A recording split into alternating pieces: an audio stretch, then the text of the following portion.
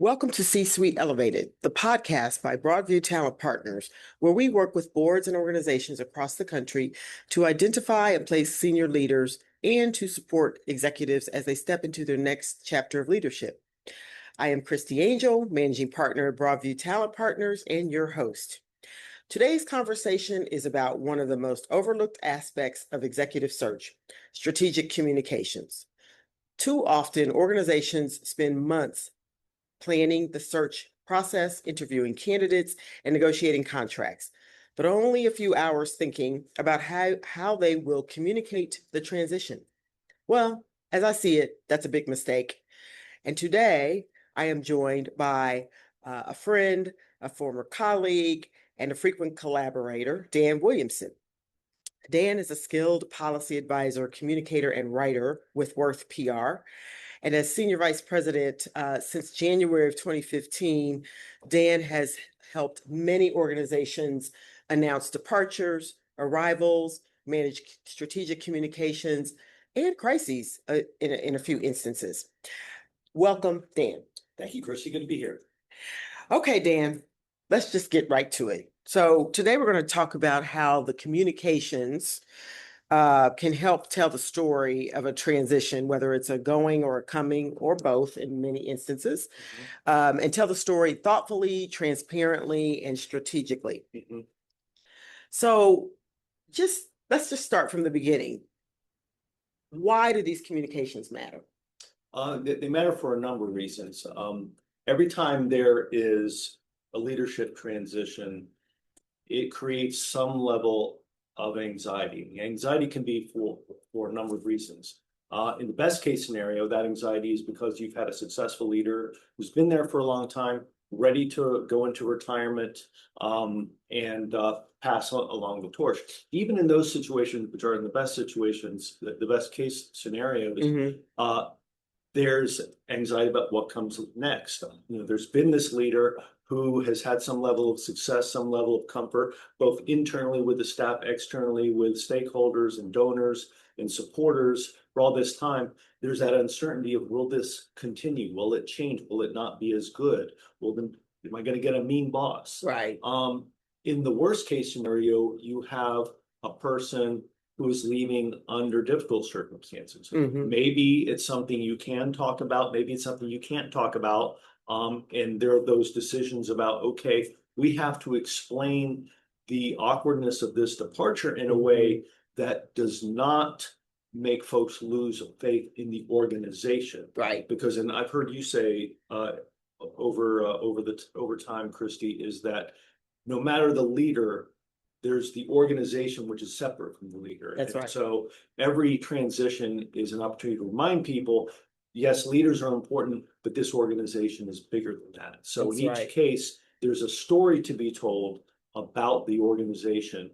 And that's one of many reasons that communication is very important. Yeah, because obviously you want to reassure all of your stakeholders, right? Your employees, your donors, and, if it's a nonprofit, your customers, if it's for profit, those that you partner with, the community at large, that everything's going to be fine during this transition. And, change is hard, right? Change is hard for people to think about, manage. It's hard, especially when there's a long tenured leader. We find in our search world, people can't imagine the organization without that leader, right? And so communicating, but also making sure that no one is surprised by the departure. And sometimes it is, a difficult circumstance. So, I guess that is a surprise, but we try to minimize the impact.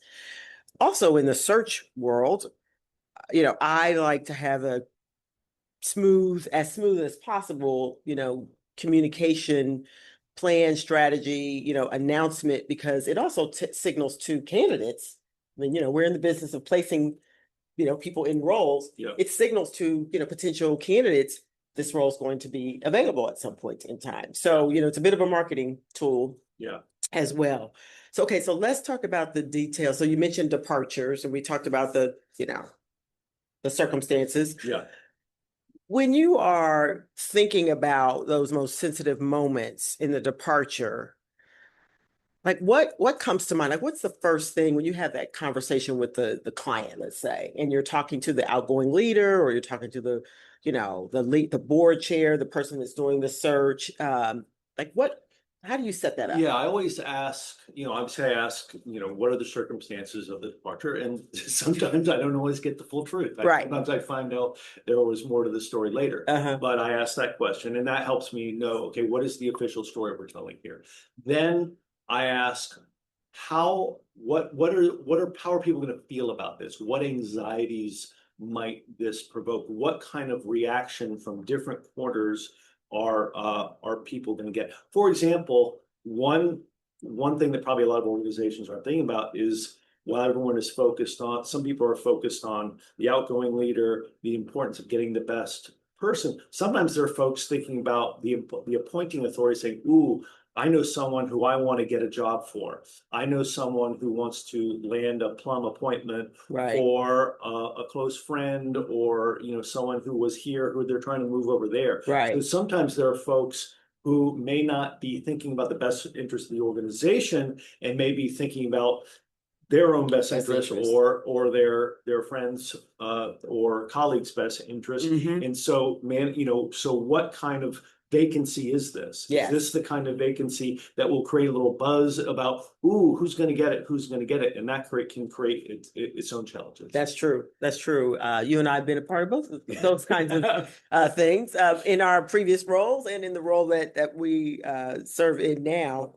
And also, it's also important, I think, Dan, when you have those elements to talk about who's leading in the interim period, right? Because, what's going to happen right now, and then where to channel. I know for those doing the, on the other side, kind of the employer, if you will, whether it's the board chair, the, managing partner, managing the hiring manager, they don't want everybody coming to them. Right. Typically, right? They Right. want to have someone in between them and future candidates. And so that's where we come in, to announce that we're going to handle the search. People know how to find us, or we give them the information to find us, Right. so that we can start the collection, if you will, of potential names and referrals and so forth.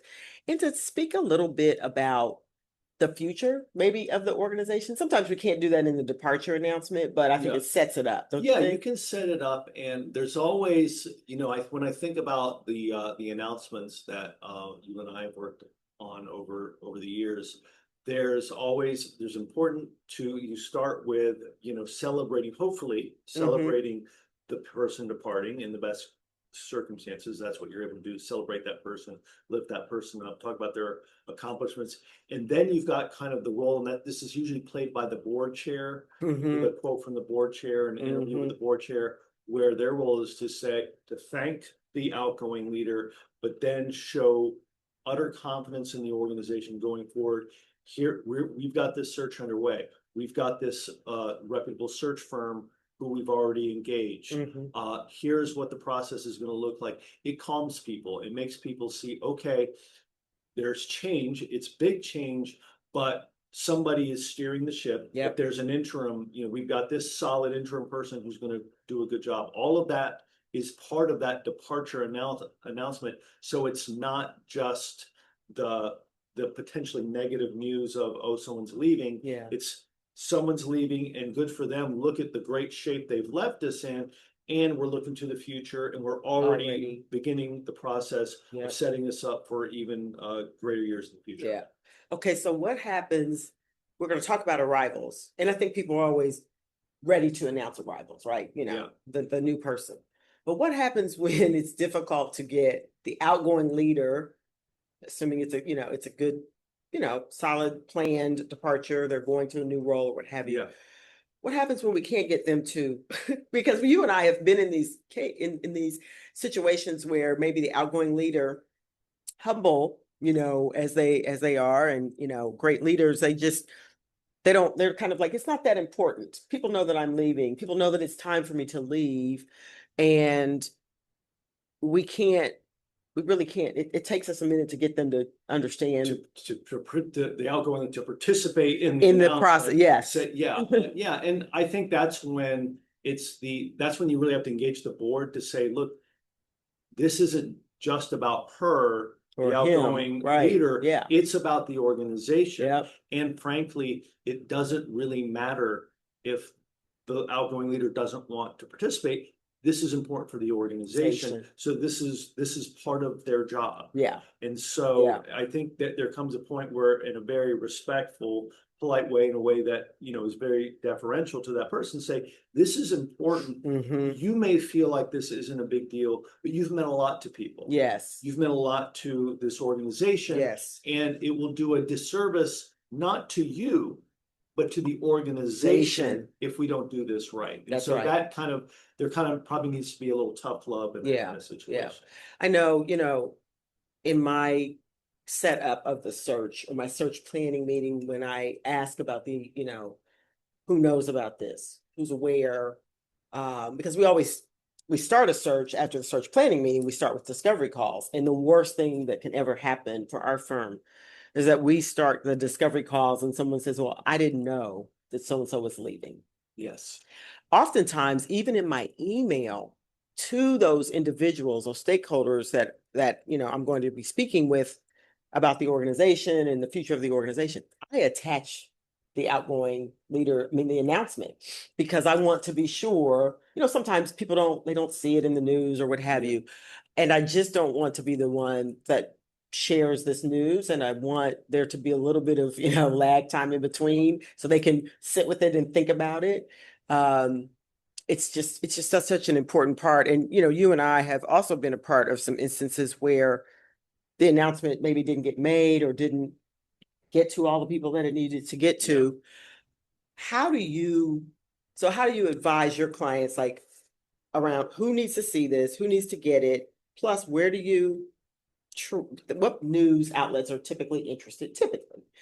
And then what do you do when you have to course correct because it didn't get in the right hands? Yeah. The advice I always give, and it's kind of impossible to do, is you have to tell everyone at once. and you know this from all the roles you've served in, that nothing can screw up an announcement more than someone hearing it from the wrong place. Here, well, I heard it from this person who you told before you told me. Yeah. And you remember the phrase we used to hear a lot at City Hall, which is, well, this is the first I'm hearing about it. Right.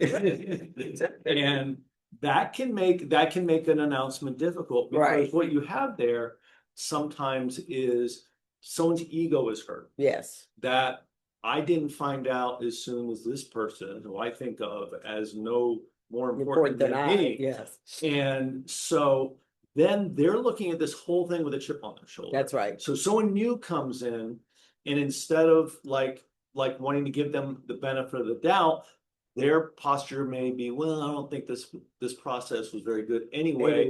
Who knows whether this person's any good? Or I may, you know, I'm going to see if I can, you know, find holes in this selection. Yep. So as impossible it is, you know, we've participated in how there are ways to at least try to do this. That's right. Is make people like have a system where, like, okay, who can we tell that we feel like we'll keep it, you know, who's most important that we absolutely have to get to, and then how do we hit those other people who we don't want to have that chip on their shoulder? How do we hit them soon after in a way that at least minimizes the chance that they heard it from someone else? And another thing I've heard you say, don't forget about the internal. Don't be so worried about your external stakeholders. That's right. And worrying about what the mayor or the county commissioners are going to say, that you forgot to tell the staff. That's right. Because, oh, well, it's just the staff, they'll be fine. That's right. Because I mean, that at the end of the day, that's who's most important, is the people who are going to be. And so if you have a new leader in, and the staff feels like, gosh, I don't even know if I'm really part of this organization, or I wasn't even really told, maybe I should start looking, or maybe I'm going to do my job a little differently. Maybe I'm going to come in again looking at my new boss with suspicion. That's the worst case. That's the worst case scenario. You're right. And, you know, I would say when I joined, YWCA Columbus, I had a list of people that got notified when I joined. And then groups of people, between former board members, some donors, the staff, and there were these emails that went out minutes, Yeah. and then the last thing that went out was the announcement. I basically, when I left, took that same, approach. Yeah. Added a few, names here or there. And, even if I got someone's voicemail, at least I knew I tried to call them, Yes. right? The voicemail. is The very voicemail was really important. I was like, hey, I'm leaving you this voicemail. You're going to see this. It's going to probably come out in Business First or, what have you. So, and so I mentioned Business First. For our listening audience who will be, from across the country, what types of media outlets are typically interested in this kind of announcement? So, and the answer, of course, is it depends. It depends Yeah. on the organization. Here in Central Ohio, what we know is that Columbus Business First, and there are business journals throughout, American business journals. Columbus Business First is what we have here in Central Ohio, but they're Right. throughout the country. Yeah. Different chains, and then there are other business journal chains as well. That beyond that one, those types of organizations seem to be the most likely to cover these types of transitions. Yeah. So they're always a good place to, if we're going to offer up one interview, that's a nice place to do it. And the thing about it, they don't necessarily have the widest readerships, Yeah. but they tend to have the readerships of the stakeholders who are most likely that to have opinions about this, to be setting public Right. opinion about it. Mhm. Next likely, depending on the reach of the organization, would be the daily newspaper. Yeah. Are there still daily no, we do have one here. Some have 3 times a week. Right. But most metro areas have some kind of news Newspaper, reporters, journal. whether something is delivered on a porch or not. Yeah. And so that's probably the next level to look at. And there's some, because daily newspapers are so stretched, there's some organizations and you're like, yeah, I just don't know if our readers are going to care about that. Right. So and then the local public radio, I think tends to be kind of maybe a B1 or B2 with next to the daily newspaper, where I find that they are almost as likely as the daily newspaper to sometimes be interested in these things. But there's some organizations that are really big, really prominent, where you're going to go to TV. You're going to go to the commercial radio. You're going to go bigger. Yeah. So but I think always, at least starting with that local business journal is and then trying to figure out what are the possibilities beyond that. Yeah. But even what I always tell clients, whether involved in this or something else, is putting out an announcement doesn't mean you need to get a story. That's right. Sharing an announcement to let news organizations know, if nothing else, when you are interested in this organization, here's who the boss is. That's There's right. the new boss. That's right. Here's what's happening there. That's so right. that when it makes them realize, oh, this is a professional organization that makes professional announcements, that does things the right way. And when I do become interested, maybe I should become interested in them. Or if I'm not yet, something happens that makes me interested in them, I know who to call. So there's value in that announcement, in that outreach to the media, even if you don't get the story about the transition. Got it. Well, it also sets it up for the arrival story. You know what I mean? You might not get a story about the departure, but then they're like, oh, when the new person starts, and especially depends on who the new person is, they're interested. Okay, so following kind of the sequence of events, we've announced the departure, we've announced that, the search firm, in this instance, it would be us, Broadview Talent Partners. Should always be Broadview. Should always be Broadview Talent. That's what I think too. So, we're transparent, we're announcing the departure. And then we dive into the search. We're in the process. And now people want to know, who are the candidates? Can you tell us who the candidates are? Especially if there's any part of the search that has, sometimes it's public funding, a public, adjacency to a public entity. They think, we're subject to public records law. We're not always, and I know those laws are different in every state. So there are probably searches where, we are subject to those public records laws. But how do we, it's always for us, we're trying to protect our candidates' confidentiality, because most of the time in the search process, your candidates are in other roles. Yeah. They're in other roles, and we have marketed to them, we have talked to them, we have said you're a good fit for this role. We have, in some ways convinced them, to take a look at this opportunity and to go through this process, which, it's quite a process. Yeah. It takes, 2, 3, sometimes even 4 months to, conclude the process.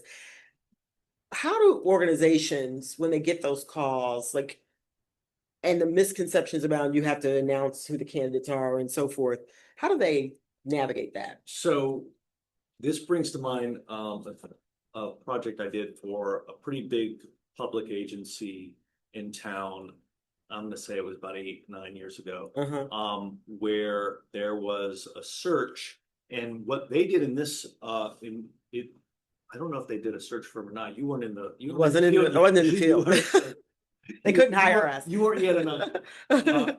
But what the board did is they brought me on. They had a search committee outside of the organization, and so what they brought our firm on to do was to communicate on behalf of the search group, so that it was not coming from the public organization itself. Now, I will tell you, there was a reporter at the time who was very upset about that. And he kind of harassed the organization to say, I feel like we should all know everything about this search, who's applying, who's, what, and it was a balancing act, because eventually there were names of finalists that were released. But this person wanted to know everyone who had ever applied. It felt like this was all public information. And obviously, you and I are not attorneys, and there are people there's public relations, there's public records law, right, and it applies differently depending on the organization. Right. I can't really speak to that, but it's always important for legal to know, hey, if this happens, this is going to be public information. You're going to have to turn it over, whether you want to or not. And more importantly, it's important for the candidates to know if I'm at a job and my boss finds out that I'm applying for another job, and I didn't tell them, they're like, well, wait a second, what's happening? Right. Why are you looking elsewhere? Right. That's bad for everybody. It is. It's bad for the potential new organization. It's bad for them. It's bad for the potential departed organization they're departing from. So if nothing else, is important for everyone to know the rules of engagement. What is public? What is expected of us? How many finalists should we have to announce? Oftentimes it's like, okay, here are finalists. So there's some transparency there. Yes. Or can we just announce the final person? And unfortunately, there isn't a one size fits all rule about here's how you do it every time. As I often tell people, ask me, well, what about this? My answer is often, it depends. Yeah, it depends. And what is the expectation? What are, and because you want to get the best candidate. That's right. And you don't want to lose out on the best candidate who says, well, I'm interested, but if you're telling me that if I'm being considered, that my boss is going to know and my community is going to know, then never mind. Right. If I'm not guaranteed of getting the because job, I might not get this job, and then I may be out of the job. And then all of a sudden I'm in jeopory of losing the job that I had. That's one of the most difficult situations that I've been through, and it causes a lot of. It also creates problems with the announcement. Absolutely. The announcement itself, because you want to have, again, I think it was this same search where I kind of butted heads with the search with the firm that was engaged a little bit, because they wanted to make sure they were showing, look, the process was done, there was a meeting and this person was selected. And I wanted to have a bigger splash with the media, where they got, where one outlet got to kind of break the news and get a big, and not just wait for a board meeting where it's announced. And I I think I won that argument. A lot of people were upset about it. Yeah. And I understood why. It was a legitimate argument. Yeah. And, you know, it wasn't a perfect process. Yeah. So those are the ones that can be really tough. Really tough. Yeah. Yes. And I find myself in those instances, I think one, my public sector, you know, experience, which I'm sure you, same with you, right? Our public sector experience kicks in our, you know, because we've been on the other side of this, where we've been in the public sector.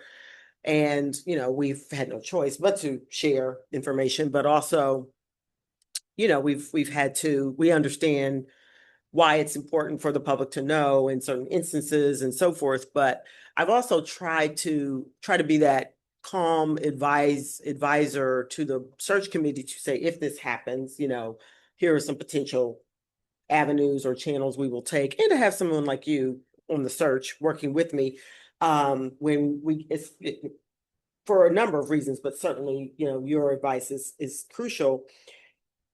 But I've also seen those instances where, well, a couple of things. One, in search world, I always say when we get to, in our process, when we get to that smaller number of list of candidates and you start asking for references, you start, you know, they're becoming increasingly more public. More people are going to know. The staff's going to know, you know, we're going to have some staff introductions or things like that. I tell the candidates at that point, if there are people that need to know that you're in this process, you need to tell them. It is in your best interest, because now the more people that know, the more likely it is to leak out. Yes. Somewhat, you know, people can't help themselves. Somebody's going to tell someone. So I always give them that advice. But the other thing that I've seen go wrong, and I'm interested in your opinion about this, or maybe not go wrong, but just didn't go quite so well, is when those names get out and the media gets ahead of looking into one's background. Yes, they start doing your job for you. Yes, they start doing it. That's right. And in the process, their harm is done. Yeah. You know, to the process, to, you know, the candidate, because sometimes they will bring up something, you know, they'll find news articles, they'll bring something up that happened, and we have found it as well, and we're going to be addressing it, or the candidate has addressed it, but they bring up some uncomfortable news or something that, you know, was displayed in your previous roles, and it really causes challenges. Yeah. And that's why these more public type searches where the process itself is going to have some level of transparency is so much more difficult for firms like yours, for those organizations, and for those candidates. So the most important thing, again, is for everyone to understand this is the point at which this is going to become public, that you're a candidate for this. And so be aware anything that's been, you know, obviously it's the job of the firm, the search firm, to be doing that research. That's right. That's right. To be like, oh, this is out there. And so obviously in your case, you would say, hey, I Googled you. I know one uses Google anymore. I Googled you and I saw this article. So this is going to come, you know, let's talk about this. That's right. Let's talk about how have you explained this. That's right. You know? That's and so kind of getting ahead of that. But there may also be things that you don't find that could come out, you know, because, oh, that person, let me tell you about that person. You know, who has it out for you? You know, do you have enemies? Do you have people who don't want to see you succeed, who might want to see, you know, who might want to cause trouble? So those are important conversations to have up front. That's right. So that everyone who's involved in the search, whether the organization, the candidates, understand here's how this could go. So that they're thinking of all those worst case scenarios. And we try to, you know, we have people sign non-disclosure agreements and all of those kinds of things. But that's just to a point where it's just, you know, the NDA no longer applies because, you know, we're at a more public phase of the process. And my business partner, Tracy McMillan, founder of the firm, Tracy always says, we want somebody to be day one, you know, press release ready. And, you know, we run our own, you know, social media scan. I mean, we have to scan a lot of things, much more than you and I are familiar with, you know, days gone by. But we run all of those scans, and you're right, you might miss something. And so we do ask candidates, you know, for their transparency and honesty, because, you know, something that may have gone wrong in another role, provided that it wasn't, you know, illegal or, Yeah. you know, something that was, you know, truly malfeasance or, as they say, misfeasance, what have you. You can talk about the learnings from that, right? I mean, Yeah. it's like there's a way to, I mean, hopefully you have learned something Yeah. or you did learn something and you Yeah. wouldn't do it again, or there was some other extenuating circumstances. But so to candidates out there that are listening, like we want you to know, Google yourself or Yeah. whatever search engine you use, right? You know, look at your own history, see how you show up, you know, keep yourself on some kind of media alert if your name pops up, as you prepare Right. to go through a process. Right. So that you can also disclose, hey, this could come up and let me tell you why or how it was handled. Yeah.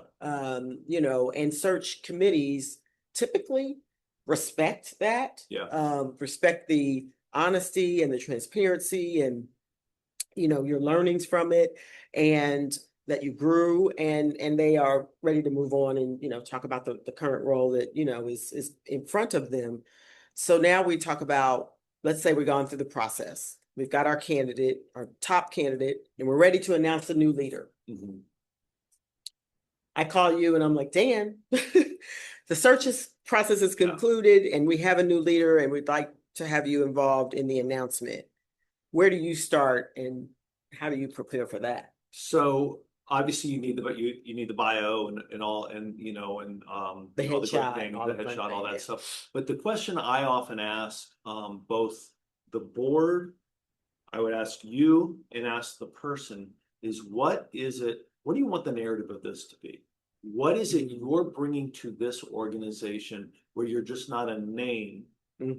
Some names are so powerful, they're like, oh, you got that person. Right. Most aren't. Right. Most people are people that other people, not most people, haven't heard of. That's right. So if you're just telling me a name, okay, you're coming from an organization, that Yep. sounds impressive, that's good.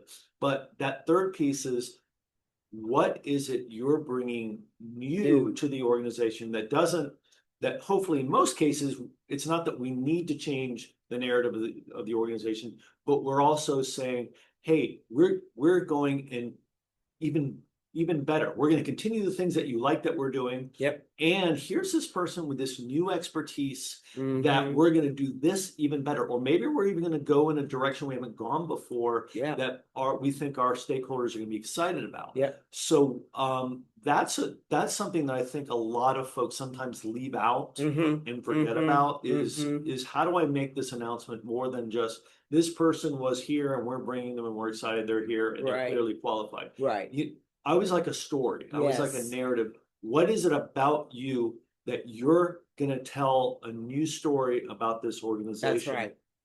that is going to make people interested and hopefully even excited about this organization a little more than they were yesterday? Yeah, that's great. I always say it signals the future. Mhm. You know, we've talked about the outgoing leader. We've done that. And now we're signaling the future of the organization and where it can go or where we want it to go. And, you know, continuing to instill the confidence, generate some excitement for the organization, especially, you know, if it's a nonprofit organization where you have donors and other kinds of funders and you want to attract, you know, possibly new funding. Not that it's all about money, but it does take money Yeah. to run these organizations. Or you want to attract, you know, some new partners or what have you. It's like signaling the future and you know, saying, hey, we're open, right, to some new ideas and direction is like it's a great way to do that with this next leader and to generate that excitement. And it's why it's so important, even if an organization knows who their next leader is going to be, why those should be two different announcements. Yes. Out. Because especially today, wherever people have short attention spans, people often get one thing out of an announcement. So if you do both announcements at once, they're either going to get this person's leaving and this person's but they're certainly not going to get a narrative. No. And so that's why you're thinking about what would I like the first line of the story or the headline to be about this? What is the one person I think I want people to know. And that's why if you throw them both together, it makes it much more difficult to get that narrative. Yeah. And Dan, I know this has happened with you in these arrival announcements, as I like to call them. It has left opportunity for future stories down the road, right? Yeah. I know there have been a few that you've been a part of, and there's been like a, 3-month or a 6-month or 1 year kind of story. Yeah. Talk a little bit about that. Yeah, my favorite type of announcement to do is the one where I get to keep working it. Yeah. And say, okay, hey, thanks for that story about the new boss's arrival. Yeah. Let me tell you what we're doing now. Yeah. And so that way it isn't just a one and done, and then the next time you're writing about is when this person leaves. Yeah, exactly. Like, what the best case scenario is, if you can use this as a launching pad to get folks interested in what you're doing and say, okay, we had this great announcement. Let's not cut off our communications until 6 years from now. Right. What can we say at, whether it's a milestone, what can we say we've accomplished after 6 months or 100 days? That's right. Or a year. And better yet than those type of milestones, what is the new thing that we've actually done that we can talk about? That's right. That's like, and not a strategic plan. People love to say, oh, I started a new strategic plan. And I know those can be very important, but it's more, what in your strategic plan did you do? Right. What are you doing? Yes. That people will be excited about, and to show and to kind of make, because you see there are leaders who come into an organization that, and Christie, I think you did this a little bit with YWCA, obviously a very prominent organization, but I think you were the kind of leader that brought a little more attention to it. Yeah. And you made, I think you elevated YWCA in a way that they were already very prominent, but even more so because you kept that momentum going. Right. You were very visible in the community. You were a very active leader. You were in conversations, and YWCA was doing new things. Right. And so that is really, so then even after you were no longer at YWCA, it continues to benefit from that. That's right. It does. And of course, now they have a great leader in And, Elizabeth Brown, I think Liz Brown's doing the same thing. doing the same thing. And it's great when that happens, right? You spend your time, you get it to a point, and then the next leader, is advancing the ball, so to speak, and getting it to yet another point. And that's, Liz and I, we're very close, and, continue to cheer her on and cheer the organization on as they get ready to celebrate, like, I don't know, 100 years or something of that sort, in our community. When you are making the arrival announcement, what ingredients do you like to have in that announcement? Again, along with the things we've talked about so far, the bio, and then often you got to condense the bio. Yeah. People often want us to tell you how well they did in high school and stuff like that. But condense it to make it bite-sized so that people understand that there's a story here. That narrative about the future. Yeah. Another ingredient I often like to have is if you can have like a person in the community who maybe is out beyond the board, beyond the new leader, beyond the outgoing leader, someone in the community, whether it's a mayor, whether it's another civic leader, whether it's a business leader, who can say, hey, I'm excited about this. Yes. And whether you do that in the press release, whether you do that in setting up an interview with the Business Journal or the Daily Paper or whoever, to say, I want you to talk to our board president, I want you to talk to our new leader, but also I think you should call so-and-so over at this business organization, or the mayor is willing to talk about this, or the president of city council is willing to talk about this, or the county commissioner. That can make people say, oh, this is a big announcement. This is a big announcement. Or it's interesting that they had someone from this sector make a comment, because I wouldn't expect that, right? So right. that signals something about Yes. what's happening here. So that's just another thing you can, That's right. that is worth considering throwing into an announcement Right. like that. That's right. That's a good one. And what about the sequence? Okay, so when we're announcing, probably follows the same as the departure, right? Internal first. Everybody at once, but everybody wants, but yes, internal first, and and then figuring out on it who is most important. Everyone's important. Everyone's important.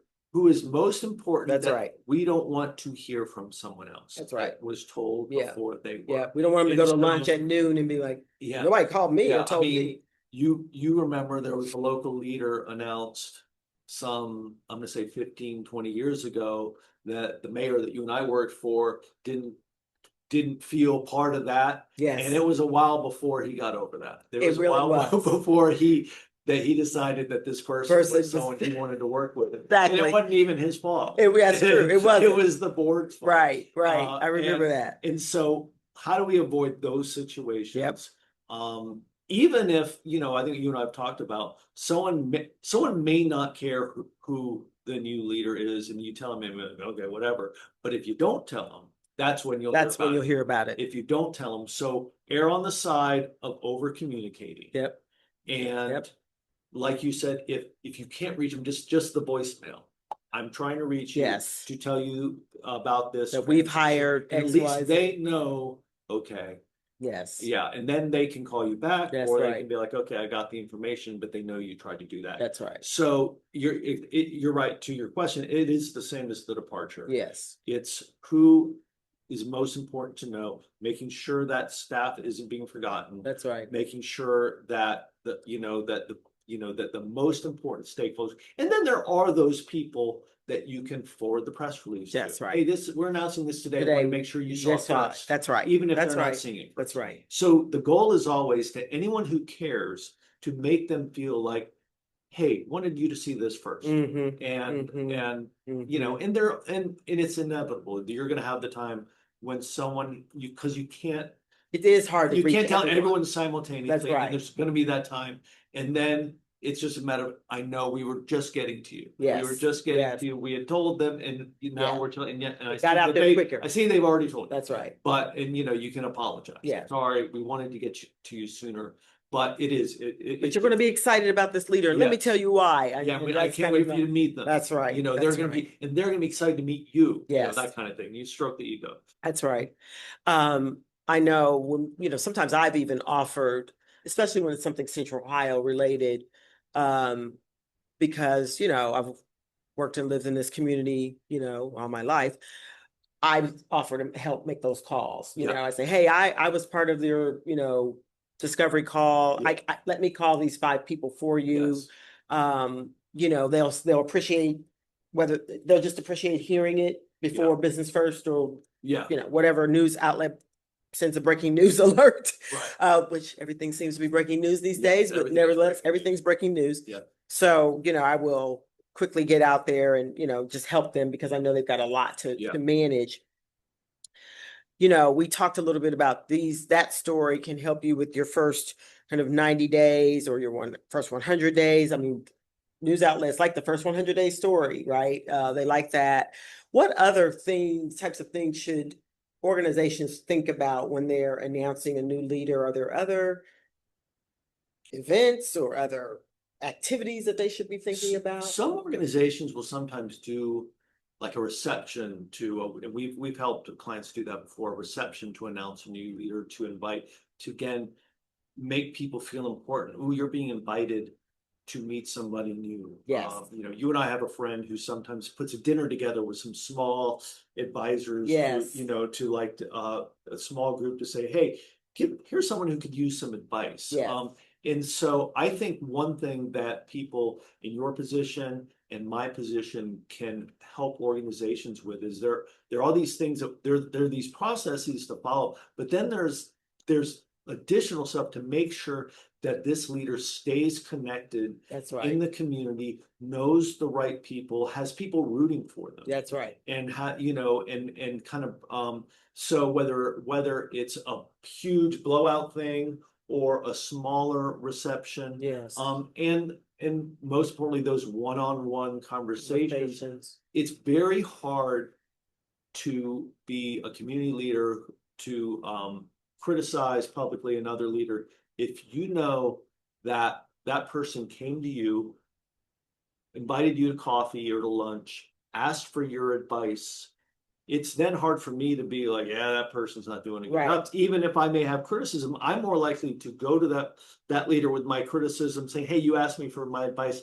I'm seeing this and I think it could be doing better. That's right. If that connection isn't made, yes, then it's much more likely and much easier for people that for me as a community leader to be like, yeah, this person's not doing it. Yeah, they brought this person in, and yes. So bringing all these people in to make them feel like, hey, you're part of my circle. Yeah. You're an external advisor to me, so that when there is that criticism, which there will be, they're more likely to make it directly. Yes. Instead of talking about it in the community. Yeah. And that. Yeah, go ahead. Well, I was just going to say, it brings to mind another thought before we wrap up. When someone's new to your community, and I often see this happen in search, and we try to advise this as best we can, but the search concludes, but the onboarding, not just within the organization, but in the community is very important.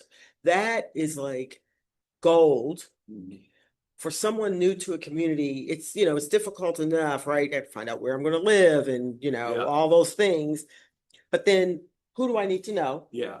And how do I meet these folks? And I think the board, that's some of the board, responsibility. There are times when, a firm like ours will continue on and we will create the plan.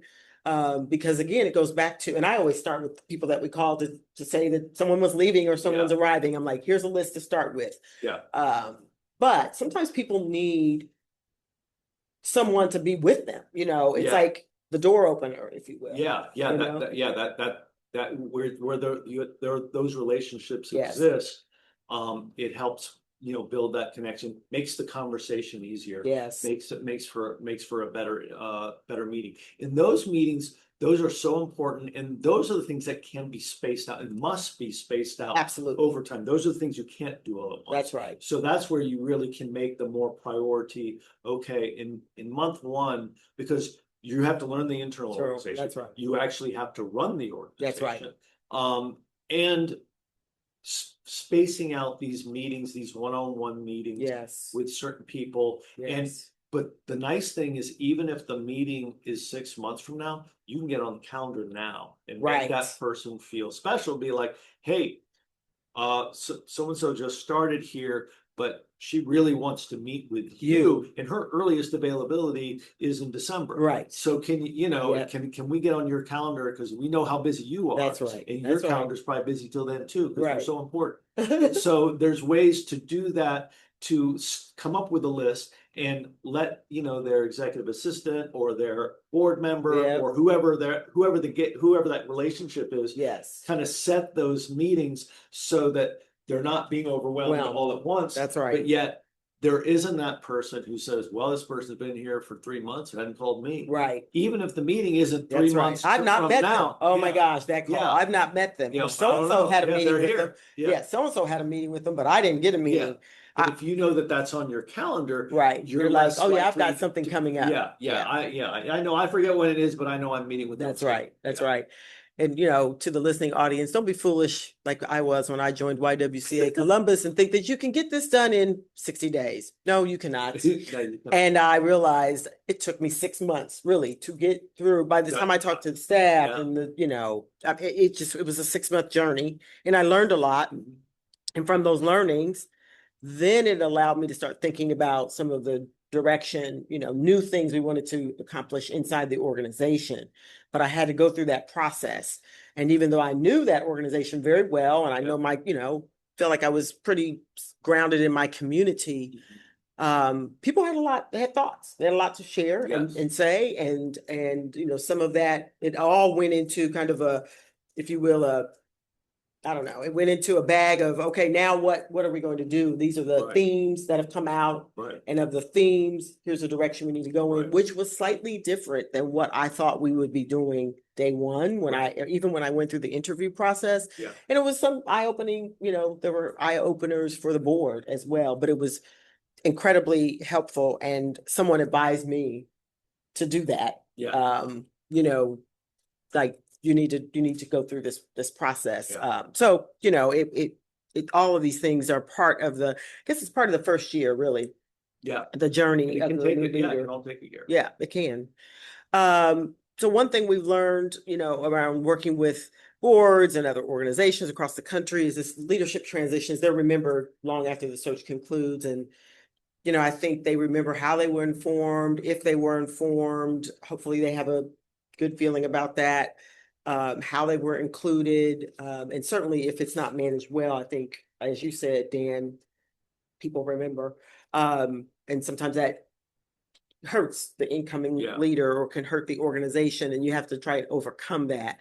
Um, Great executive searches, we always say they don't end when the employment agreement is signed, right? They continue on, and Right. that's one of the reasons why we try to stay with our candidates for so long. Any final thoughts about strategic communications?